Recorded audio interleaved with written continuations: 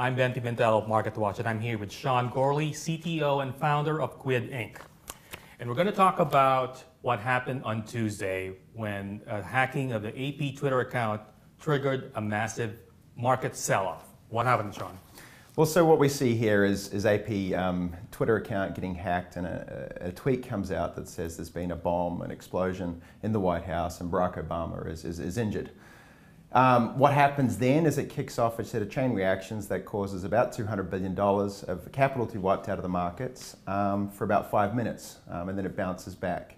Computers have played a role in trading for years, but that role has been changing. I mean, we talked about earlier how in the past it's usually just to figure out the movement of the stock. But computers have become much more sophisticated. Can you talk a bit about that?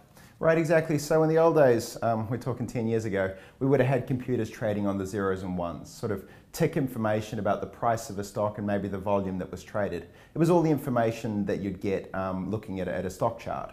But of course, what happened then is the computers needed to move faster because there was a competition for speed. But they need to get smarter, and so they start to learn how to read.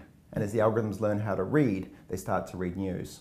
And then you also have now the random news out there, the tweets, the news headlines.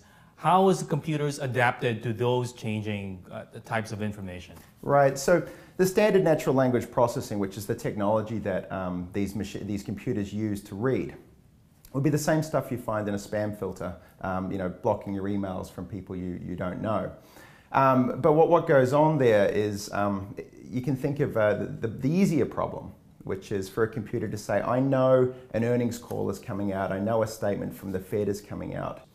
What's a lot harder though is for an algorithm to look through millions of different tweets and look for events that weren't scheduled, look for events that weren't predicted. It's a much noisier world where people can tweet in any kind of language that is unstructured and not necessarily conforming to very, very formal English. Can these systems become much more sophisticated so where they know, quickly that, okay, this AP tweet was a hoax? So there's a couple of things going on here.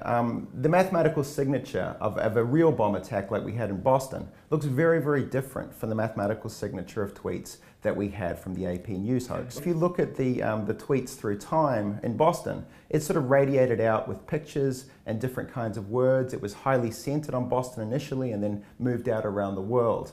And it had a certain kind of frequency, timing, structure that the AP News hoax didn't have. It had a different kind of structure. So we can actually tell if we look back at that and say this was real, this was fake, just based on these mathematical signatures. Of course, that takes a little bit of time. So an algorithm that's making its money by being the fastest, we're talking in a world of milliseconds here, doesn't have time to process through that information, doesn't have time to make complex calculations. And so it just gets out of the market and says, you know what, I don't know what to do. And then liquidity vanishes. And that's what happened. Thank you very much. Thank you.